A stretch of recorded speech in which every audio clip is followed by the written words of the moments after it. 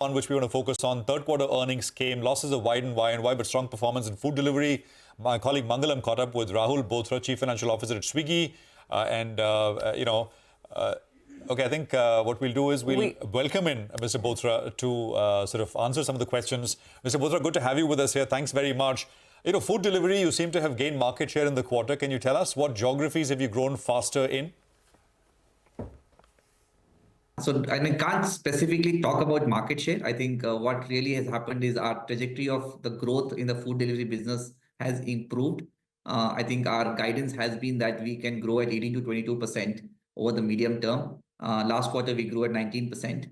And we do believe that a lot of some of the innovation, pipeline that we had, which has now gone to the market. We launched a new initiative called Bolt. Some of the places where we were behind in terms of our overall penetration from consumers, so that's continuing to increase. We added users, continuously. We continue to add users on the platform. So it's a combination of both the innovation funnel, our user acquisition funnel, as well as the ordering baskets improving has meant that we have grown 19% on GOV and even higher on the revenue side. Okay, all right. Rahul, let's talk about Bolt, your latest offering, which is causing such a flutter. So, how much of the volume share came in from Bolt, if you could tell us that, and how is the contribution stacking up against overall regular food delivery? So, we really launched Bolt in October, right? And when we had met last time in our earnings call, we had mentioned that in the first month of launch, it had gained to close to 5%. We are now currently at close to 9% of the overall food delivery volumes, which is pretty, good, considering that it's just 1 quarter of launch. I think the overall restaurant ecosystem has benefited and they have taken it very nicely. I think a lot of restaurant partners are now curating specific meals which can cater to the 10 to 15 minutes food delivery, use case. And we do see, continuing traction. We are now present in 425 cities on this proposition, and we will continue to expand at the back of this. Now, talking on specific margins, I think there is a little bit of competitive sensitivity here, so we'll not specifically talk about the margins under Bolt. But overall, at the portfolio level, as you have seen, we have expanded our contribution margin by close to 80 basis points. And almost all of that has, fallen back into our EBITDA, line too. So EBITDA improved to 2.5%, of GOV in the current quarter. Got that. Do you think that you will at some point hit the triple-digit growth mark in your quick commerce business? So we are not very far behind. So our growth in quick commerce also accelerated. So from 6% to 88% on a YOY basis in the December quarter. One of the things that happened during the quarter was, if you see, our overall guidance for H2 was to double our square footage in the quick commerce business. So from 2 million square feet to 4 million square feet. Now, this has meant that there has been a certain pace of store additions. In quarter 3, we've added 96 stores. Just in the month of January itself, we've added 86 further stores. So some of the expansion activity was slightly back-ended, which has now caught up. And we are still sticking to our guidance that we will be doubling our overall square footage of the quick commerce business in H2, which means that quarter 4 is again going to be pretty, it's going to be a pretty high growth quarter in terms of number of stores coverage. And therefore, you should expect accelerated, growth in the coming quarter. Okay. Now, Rahul, what is making you so confident that you will achieve the contribution break-even by the third quarter? That's something the market is eyeing very closely. So the guidance on EBITDA break-even is at the corporate level for third quarter of FY26. And in the quick commerce business, we are guiding for contribution margin break-even. So the contribution margin break-even is, of course, a combination of mature stores as well as the new stores that take a certain time to maturity. So because we are now front-loading the store additions in the current financial year, we do expect in 6 to 9 months a lot of these stores hit break-even volumes and start accreting cash. So our guidance means that there are structural levers at play here. If you look at some of the KPIs that we are disclosing on average order value, that has gone up by 14% on a year-on-year basis. So while we had guided that we will be able to deliver double-digit, it is already ahead of our guidance in terms of our average order value increase, which is a key component of the profitability path for this business. The other, structural levers like our cost of delivery continues to go down because structurally we are getting a lot more closer to consumers with the densification of the network.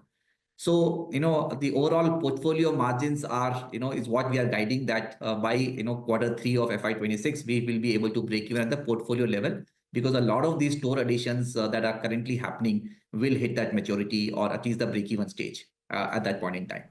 No, absolutely. And that's exactly what the market has a laser focus on, that break-even point. What is the mature contribution margin? Like you said, a lot of stores will achieve this state. So what would be that steady state contribution margin then at a store level?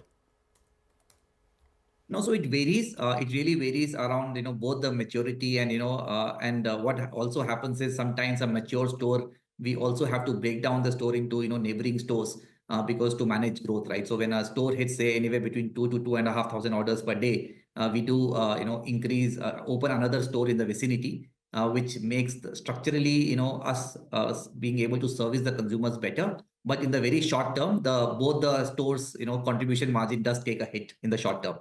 So if you kind of normalize for this, mature stores are already hitting 4 to 5% if you normalize for the breaking of the stores that I just mentioned. Okay, all right. Rahul, I have to ask you about competition because this is something that even your peers, Zomato, acknowledged in their earnings call. But what about you? What is the strategy going forward to mitigate? Maybe competition from existing players heightening up, maybe new players coming into the system? No, I think we have a bunch of things which are going, in our favor, right? So if you look at, our singular app strategy that has, continued to give us significant benefits. So if you look at the number of users on our platform who are using more than one service, so that has increased by more than, it has increased to now 30% plus, right? So close to 1 in every 3 users are now using more than one service on our platform. At the same time, we have launched a separate a standalone Instamart app. We believe that the overall, user acquisition funnel is very early, is in an early journey if you look at the industry. And probably only 10% of the users that, the category will acquire have only been acquired till now. So a large part of the, overall growth journey is ahead of us. There are market, expectations that this industry itself will evolve to anywhere between $30 to $40 billion in the next 3 to 4 years. And therefore, you should expect that competitors will want to take a certain share of this pie, and there will be heightened investments in the very short term. So I think we are well placed. I think with the current scale that we are operating and some of the benefits that we have as a singular app, we have also a subscription program that gives benefits to users across the multiple services that they operate on. Our expansion strategy in terms of coverage of SKUs, our presence in a large number of cities.